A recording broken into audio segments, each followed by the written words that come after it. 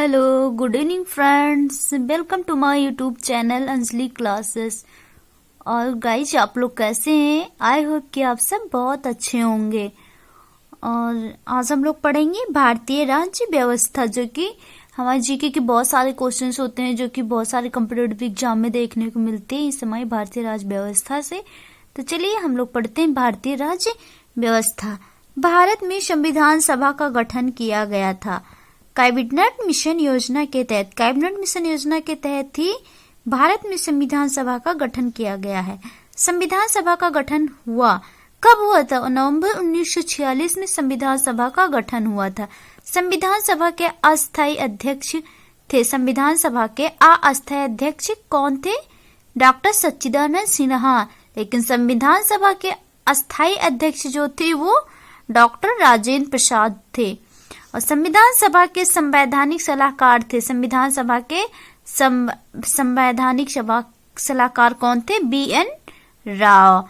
संविधान सभा की प्रथम बैठक हुई। संविधान सभा की प्रथम बैठक कब हुई? 9 दिसंबर 1946 ईस्वी को। संविधान सभा में जवाहरलाल नेहरू द्वारा उद्देश्य प्रस्ताव पेश किया गया। कब पेश किया गया था? 13 दिसंबर 1946 को उद्देश्य प्रस्ताव को संविधान सभा द्वारा पारित किया गया। उद्देश्य प्रस्ताव जो पंडित जवाहरलाल नेहरू ने 13 दिसंबर 1946 को पेश किया था, उसे कब पारित किया गया? 22 दिसंबर 1946 को भारतीय संविधान पारित किया गया। कब पारित किया गया? भारतीय संविधान 26 नवंबर 1949 को।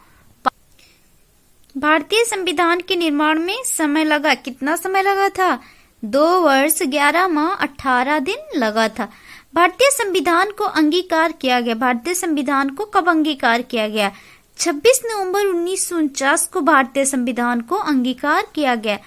पंथ निरपेक्ष, समाजवादी और अखंडता शब्द प्रस्तावना में जोड़ा गया।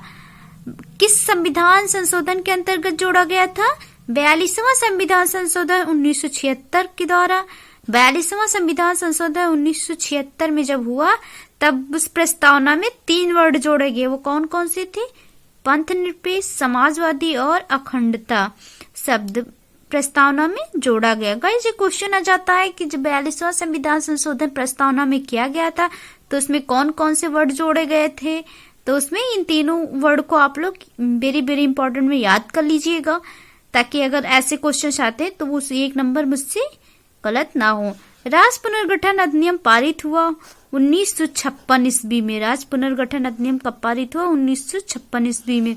भारत संविधान पर सबसे अधिक प्रभाव कब पड़ा? 1935 के शासन अधिनियम का पड़ा। दिल्ली को राष्ट्रीय राजधानी क्षेत्र का दर्जा मिला 59वें संविधान संशोधन द्वारा। जब 69वां संविधान संशोधन हुआ, उस टाइम दिल्ली को राष्ट्रीय राजधानी क्षेत्र का दर्जा मिला। भाषा के आधार पर गठित होने वाला प्रथम राज्य आंध्र प्रदेश था, जो कि 1953 में बना। भारतीय संविधान का पिता कहा जाता है। भारतीय संविधान के पिता किसके कहते हैं? डॉक्टर भीमराव अंबेडकर जी को। पाकिस्तान के लिए अलग संविधान सभा गठन किया गया। पाकिस्तान के लिए अलग संविधान सभा गठन किया गया था 26 जुलाई 1947 को। मूल संविधान में अनुच्छेद एवं अनुसूचियों की संख्या कितनी है? तो मूल संविधान में हमारे जो अनुच्छेद हैं वो 395 है एवं अनुसूचियां 8 हैं।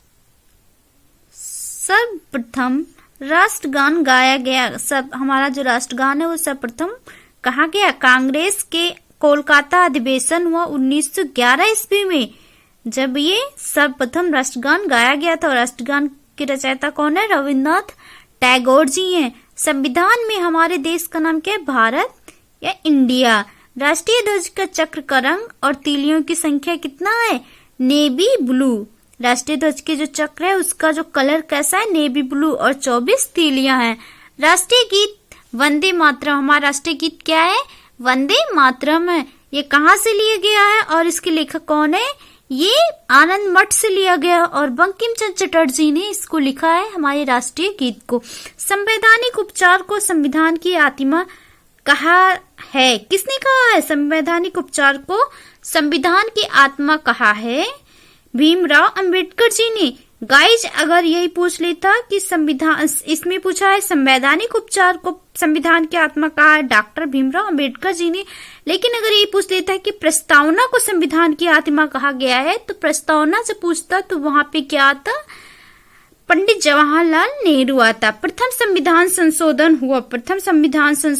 हुआ 1951 में। प्रथम संविधान संशोधन 1951 में हुआ। संसद का उच्च सदन निम्न सदन है। राज्यसभा को उच्च सदन कहते हैं और लोकसभा को निम्न सदन कहते हैं। सरदार पूर्ण सिंह समिति का अनुशंस पर संविधान में जोड़ा गया। सरदार पूर्ण सिंह समिति का अनुशंस संविधान में जोड़ा गया। मौलिक कर्तव्यों को जोड़ा गया। भारतीय संघ की कार्यपालिका शक्ति निहित होती है। भारतीय संघ की कार्यपालिका शक्ति किसमें निहित होती है? राष्ट्रपति में निहित होती है। भारत का प्रथम नागरिक तथा संवैधानिक प्रधान होता है राष्ट्रपति। भारत का जो प्रथम नागरिक होता है वो राष्ट्रपति होता है, लेकिन जो हमारे राज्य का प्रथम नागरिक होता है वो राज्यपाल होता है। तो गाइस आज हम लोग यहीं तक पढ़ते हैं। आज हम लोगों ने पढ़ा भारतीय राज्य व्यवस्था और आगे हम लोग फिर दूसरी पढ़ेंगे। Thanks for watching this my video. Guys अगर वीडियो पसंद आए तो लाइक शेयर एंड सब्सक्राइब कीजिए। Thank you everyone.